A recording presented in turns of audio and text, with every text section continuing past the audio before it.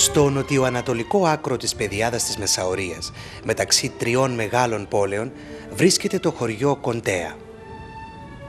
Κατά τη διάρκεια της Φραγκοκρατίας, Γάλλοι σταυροφόροι δημιούργησαν εδώ ένα μεγάλο φεουδαρχικό αγρόκτημα.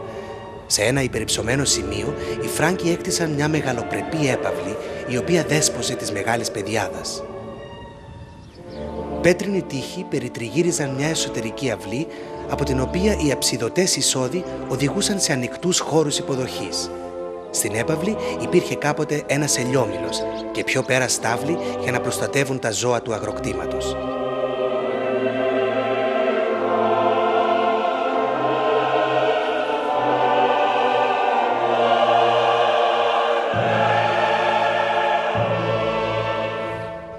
Μετά την αποχώρηση των Φράγκων και κατά τα χρόνια της Οθωμανικής κυριαρχίας, πολλοί από τους ντόπιους κατοίκους που εργάζονταν στην αφιλόξενη γη του φεουδαρχικού αγροκτήματος παρέμειναν και έτσι σταδιακά άρχισε να δημιουργείται το χωριό. Πριν 200 περίπου χρόνια, το αγρόκτημα περιήλθε στα χέρια κάποιου Γάλλου αριστοκράτη, ονομαζόμενου Georges Lapierre, απόγονοι του οποίου παρέμειναν στην έπαυλη μέχρι και τις αρχές του 20ου αιώνα. Με χρηματοδότηση από την Ιερουσαλήμ, η οικογένεια έκτισε ένα καθολικό παρεκκλήσι κοντά στην έπαυλη. Στην αυλή της εκκλησίας υπάρχει ένα μικρό κημητήριο όπου αναπαύονται οι απόγονοι του Georges Lapierre.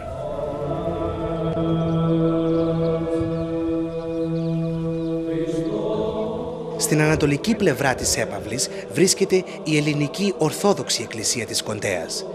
Πιστεύετε ότι η εκκλησία αυτή χτίστηκε στο ίδιο σημείο όπου υπήρχαν παλαιότερες εκκλησίες.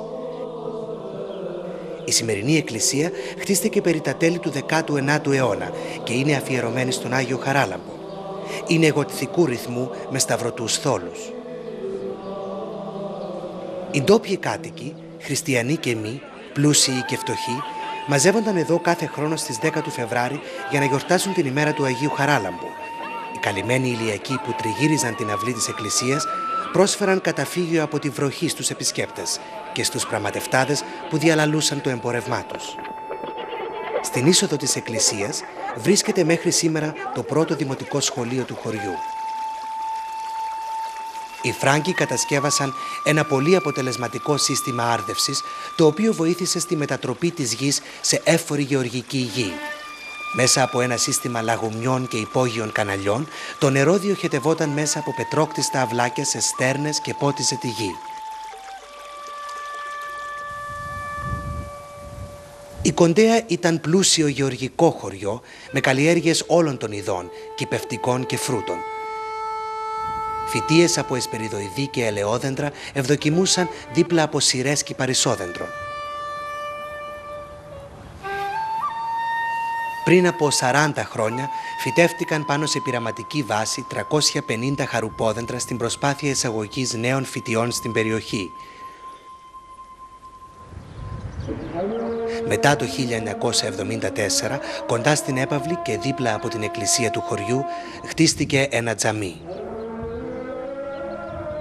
Μια μαρμάρινη επιγραφή με ημερομηνία 1797 περιέγραφε την Κοντέα όπως ήταν κάποτε και όπως ίσως θα μπορούσε να γίνει ξανά.